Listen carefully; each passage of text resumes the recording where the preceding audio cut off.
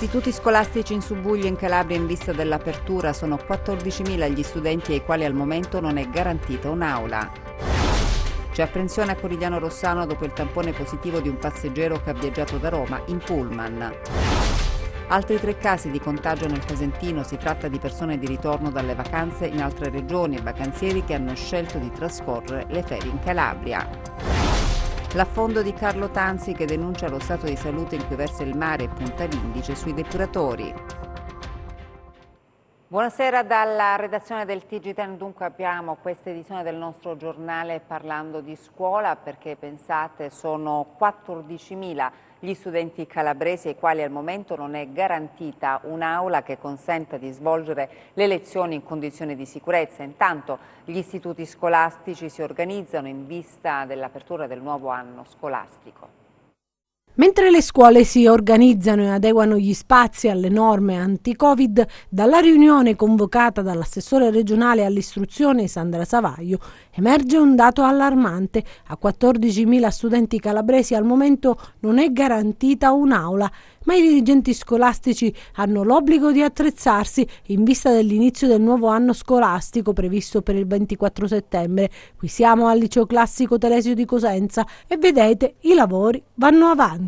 Per quello che riguarda il discorso della primaria e della secondaria di primo grado, tutte e 4 le classi, 2 della primaria e 2 della secondaria di primo grado, entreranno tutti in presenza perché gli spazi sono ampi e consentono quindi la permanenza in sicurezza.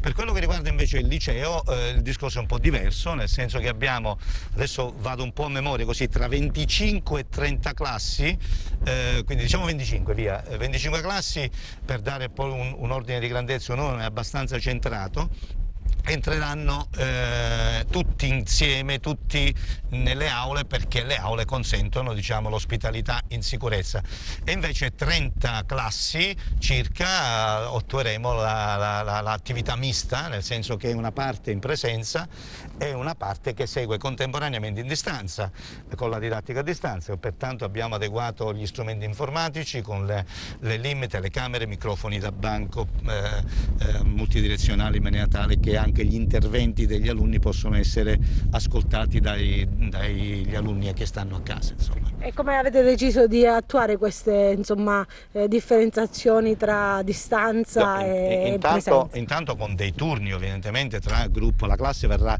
sostanzialmente divisa in 2, anche se ne potrebbe ospitare 20 e sono 26, facciamo ovviamente 13 e 13 proprio per una questione di equilibri e con delle turnazioni settimanali perché lo studente che viene anche da qualche centro limitrofo ha la possibilità di fare l'abbonamento settimanale perché abbiamo verificato che giornalmente o per 2 giorni dentro e 2 giorni fuori avrebbero avuto problemi riguardo l'abbonamento e quant'altro, quindi una settimana dentro e una settimana fuori. Poi c'è il problema forse di qualche prima perché non si conoscono, allora devo attuare più forme di turnazioni, non so, i ragazzi con numero pari insieme ai ragazzi con giorni dispari e viceversa, oppure dall'1 al 10, dal 10 al 20, insomma, ecco, cercare di studiare forme per amalgamare da subito una classe prima, perché dalle classi dalla seconda alla quinta si conoscono, quelle della prima hanno questa necessità. C'è un po' di preoccupazione da parte dei genitori riguardo proprio questo inizio dell'anno scolastico? Io credo che è un momento molto delicato, un momento particolare che tutti viviamo con una certa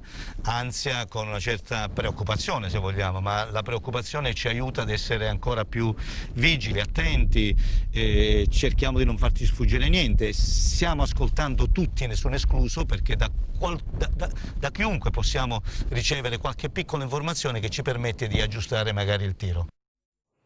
E ancora per la scuola da Cosenza a Rende, vediamo come si stanno organizzando al Pitagora. Si fa sempre più vicina la data dell'apertura dell'anno scolastico, ma le nostre scuole saranno pronte per questo importante appuntamento? Abbiamo visitato il liceo Pitagora di Rende, che ospita ben 1.100 allievi. La dirigente scolastica sta mettendo a punto i dispositivi di sicurezza. L'avvio dell'anno scolastico sta procedendo per accogliere al meglio tutti gli studenti in presenza. Questo è l'obiettivo principale del liceo scientifico e linguistico Pitagora di Rende. Il supporto da parte del Ministero è notevole. perché noi stiamo avendo abbiamo avuto determinati finanziamenti per poter fronteggiare questa emergenza Covid. La scuola si sta preparando con lavori di ampliamento e adeguamento delle aule, ma un grande supporto arriva anche dalla provincia di Cosenza, che ha messo a disposizione diversi locali di un altro istituto rendese. Grazie al supporto dell'ente provincia che ci ha garantito 23 aule presso un istituto che al momento occupa solo 3 classi ed è l'Istituto Cosentino di Rende. Ma non scordiamo che serve anche il supporto fattivo delle famiglie che dovranno collaborare con le scuole per far funzionare i diversi stadi di sicurezza che sono stati previsti. Con loro continueremo questo rapporto di collaborazione e di sinergia affinché quelle regole stabilite per il buon funzionamento, ma soprattutto per la messa in sicurezza dei nostri studenti, vengano portati avanti. C'è apprensione a Corigliano Rossano dopo il test positivo al coronavirus di un passeggero che ha viaggiato su un pullman di linea proveniente da Roma. Eseguiti i tamponi sugli altri passeggeri, anche sugli autisti, e intanto anche un consigliere comunale di Corigliano Rossano è risultato positivo al Covid.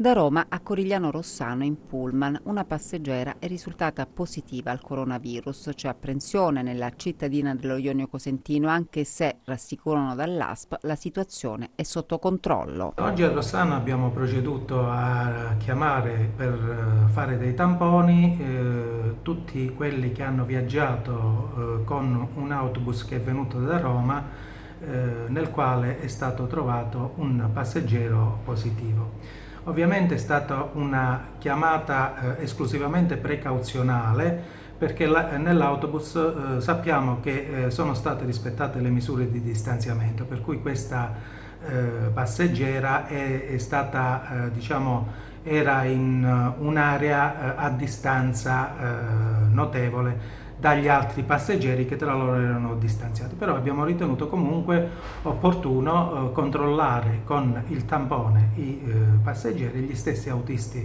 dell'autobus, che ovviamente resteranno in quarantena volontaria fino all'esito del tampone. Intanto altri 3 casi di contagio si registrano nel Cosentino.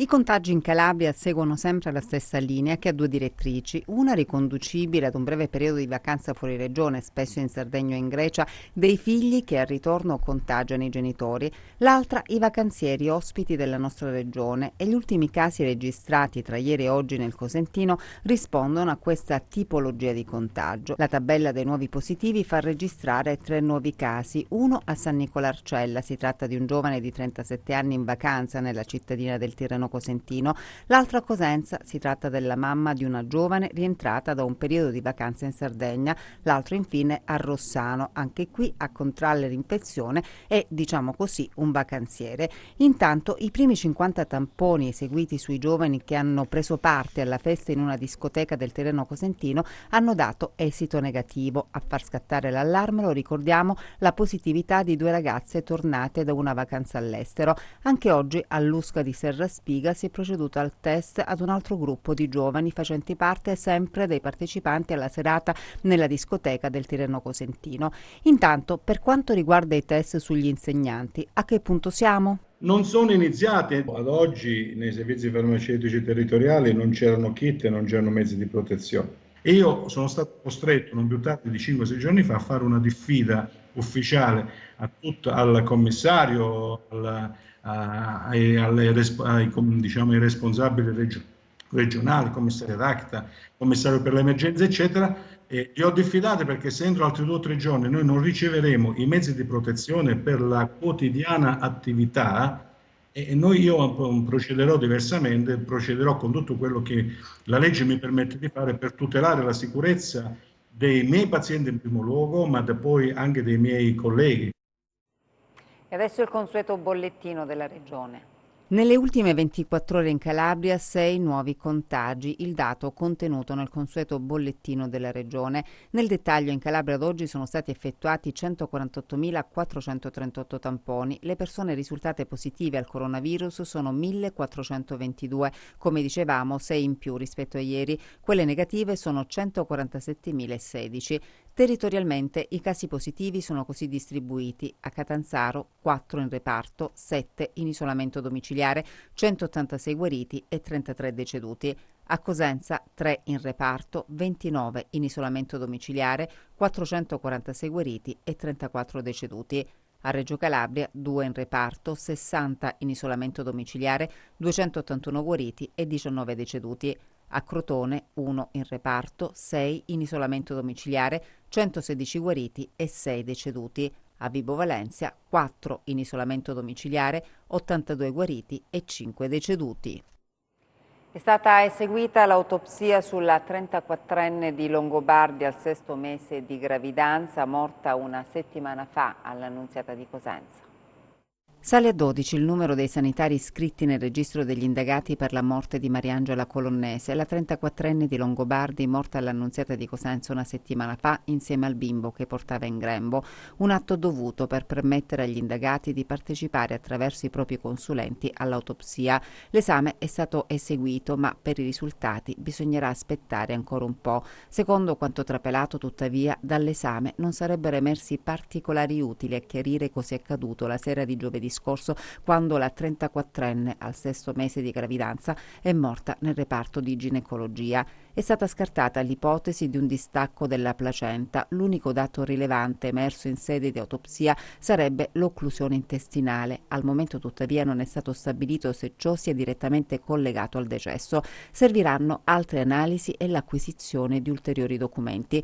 Intanto procede il lavoro della Procura di Cosenza, che nel registro degli indagati ha iscritto, oltre al personale sanitario del nosocomio Bruzio che ha avuto in cura la donna, anche la ginecologa di fiducia della 34enne. È stato fatto il possibile per salvare Mariangela e il suo bambino e quanto dovranno stabilire le indagini. Occhi puntati sul mancato ricovero del 17 agosto scorso, quando Mariangela si era presentata in ospedale presentando vomito e dissenteria. Dopo il tracciato però era stata rimandata a casa. Continuava a stare male però Mariangela, per questo dopo 2 giorni è tornata in ospedale, dove è stata infine ricoverata, ma la situazione è precipitata fino al decesso.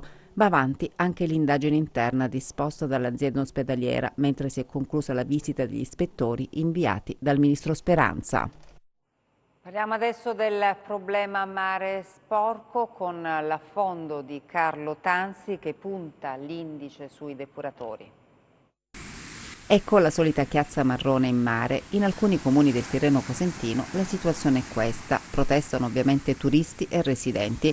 Un problema irrisolto, quello del mare sporco. Sotto accusa lo sversamento nei fiumi di fogne e allacci abusivi e il sottodimensionamento dei depuratori, spesso malfunzionanti. Alcuni sostengono che quella chiazza marrone sia dovuta a fioriture algale, ma per il geologo Carlo Tanzi, leader di Tesoro Calabria, non è così. Il problema del mare sporco ci pare che veramente il solito discorso che non pare una chimera. Innanzitutto non è fioritura algale, si può risolvere se si va a monte, se si risolve il problema a monte con i depuratori, perché questo è un dato di fatto che molti depuratori non funzionano e le prove ci stanno sui social, dove si vedono schifezze, schiumette di cacchina, schiumette di escrementi che escono direttamente dai depuratori. No, l'acqua dovrebbe uscire pulitissima. Ecco, non è difficile risolvere il problema del mare sporco, basta che gli organi preposti, a partire dai comuni,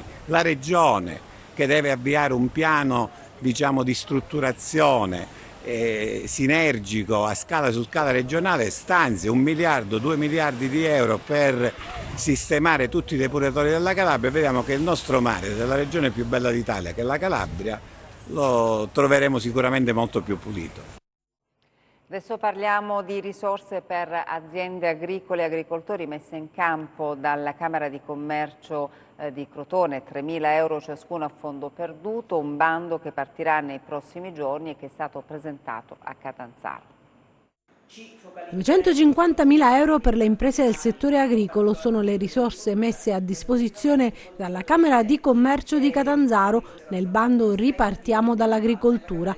La presentazione delle domande partirà dalle 8 del prossimo 31 agosto con l'attivazione della procedura telematica sulla piattaforma Infocamere Web Telematico e a beneficiare della misura saranno i coltivatori diretti e gli imprenditori agricoli. Sono dei voucher a fondo perduto fino a un massimo di 3.000 euro e abbiamo dato la possibilità, intanto è un bando molto snello perché comunque devo dire che abbiamo avuto l'esperienza in questi mesi di alcuni bandi, quindi abbiamo voluto snellire questo bando sia per l'acquisto di attrezzature e quindi non solo riferito all'emergenza Covid ma proprio a quello che hanno bisogno le aziende agricole. Voucher a fondo perduto, come ripeto, 3.000 euro di acquisti che sono stati fatti già dal mese di gennaio, quindi credo che sia un bando importante, impattante. Chiaramente la cifra è un ente camerale, non è il governo, non è la regione, ma cerchiamo comunque di stare sempre vicino al territorio ed è una testimonianza anche con tutti gli altri bandi che la Camera di Commercio di Catanzaro, Camera di Commercio del capoluogo, è sempre vicina alle dinamiche di tutte le attività economiche. Un bando snello che si rivolge alle imprese che realmente hanno necessità di vedere sostenuti i propri sforzi nell'attività che conducono, soprattutto in questa fase di pandemia. La Giunta regionale e il Presidente Santelli hanno dichiarato insieme a me lo stato di crisi per 4 filiere: gli agriturismi, il vitivinicolo, il florovivaistico e il lattiero caseario. Cercheremo di dare una risposta rispetto alle perdite avute nel periodo Covid da queste aziende con i limiti purtroppo del regolamento nazionale che consente un massimo di 7.000 euro per le aziende agricole e di 50.000 euro per le piccole e medie imprese, per cui abbiamo elaborato un impegno da 22 milioni di euro, tutte somme rinvenienti al nostro PSR, nulla ci è stato dato dal governo centrale e partiremo tra pochi giorni con un bando rivolto a questi agricoltori e a queste aziende agricole. A Crotone grande successo per l'evento di kitesurf organizzato dal Club Velico.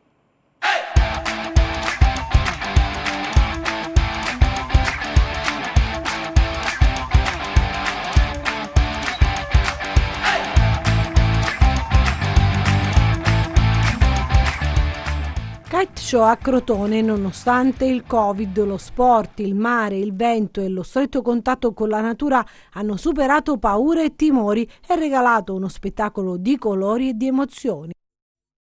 Una festa mascherata perché ci sono ovviamente alcune regole da rispettare, nonostante questo siamo riusciti ad imbastire un evento che si svolgerà in tutta sicurezza e che riguarda gli amanti del vento, gli appassionati dei salti, i guru del kitesurf italiani, a cominciare dal nostro Tony Cili The Waterman, il 3 volte campione italiano di Kite Wave, che non solo insegna ma oggi si esibisce pure in questo evento organizzato insieme a Biperbanca, al Polonet, a Kai Service e a Librand. Abbiamo unito questi brand importanti, questi sponsor importanti, trainanti per il nostro territorio, per regalare a Crotone una manifestazione che ancora una volta parla il linguaggio dello sport ma anche quello del turismo, perché aumenta la reputazione di Crotone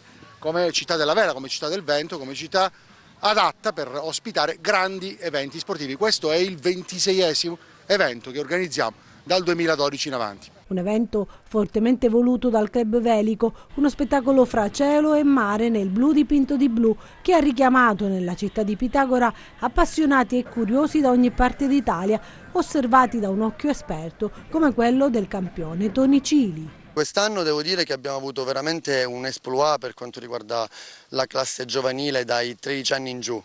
Abbiamo avuto corsisti anche di 8 anni, 9 anni, con un insegnamento che consiste proprio nel gioco kite, non è kite vero e proprio, ma è un approccio al kite in modo tale che poi l'anno venturo, quando avranno un po' di statura in più, qualche chilogrammo in più, saranno già pronti. Ma nonostante il coronavirus, vediamo quali sono i numeri di questa estate, un po' anomala. Siamo riusciti a confermare i numeri dell'anno scorso, sia nella scuola vela dedicata ai bambini e agli adulti, sia nella scuola di kitesurf e di windsurf, con una grande, importantissima novità, la presenza del Club Velico alle Castella, sia con una barca di semialtura destinata ai corsi, alle uscite, agli aperitivi a margine del castello di Le Castella, sia all'interno del Le Castella Resort and Beach, che ha ospitato dei veri e propri corsi di vela per bambini in tutti i weekend. Ultima serata a Portigliola della rassegna teatrale, premiato il regista di fama internazionale Antonio Calenda.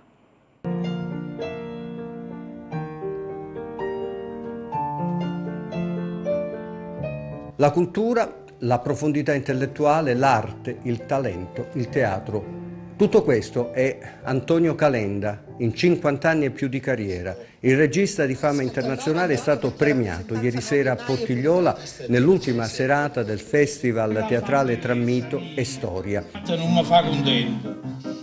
A notte come faccio a te si non li tratto. Nel teatro greco-romano il grande intellettuale e maestro del palcoscenico ha ricevuto il premio Tessalo intitolato al primo grande attore della Locria antica. Una serata stupenda che ha visto protagonisti Francesca Benedetti, attrice di teatro immensa, il grande attore comico Dodo Gagliarde, il compositore di musiche teatrali Germano Mazzocchetti, con una incursione dell'attore di origini locresi ma romano d'adozione Antonio Tallura, volto noto di cinema e TV, ma con un impegno teatrale che risale a tantissimi anni fa. Una serata bellissima che rende onore a questa idea che ha avuto l'amministrazione comunale guidata da Rocco Luglio, cioè quella di creare un percorso nuovo, partendo da quella che è una origine più che normale per Portigliola e per tutta la zona, il teatro, la classicità. A proposito di classicità, Calenda è stato certamente un sostenitore della tradizione, ma ha voluto anche sperimentare, e questa capacità di dividersi tra tradizione e nuova ricerca ha fatto di lui uno dei più grandi conoscitori della materia. Dicono in tanti, e certamente non a torto, che se non ci fosse stato Calenda, il teatro sarebbe stata tutt'altra cosa, bella magari, ma non quello che oggi possiamo godere. La cultura e il teatro, secondo Calenda, con ovviamente lettere maiuscole, perché maiuscola è la sua forza, maiuscolo è stato e continuerà ad essere il suo impegno sul palco e dietro le quinte. Ed è davvero tutto, grazie per l'attenzione e buon proseguimento di serata.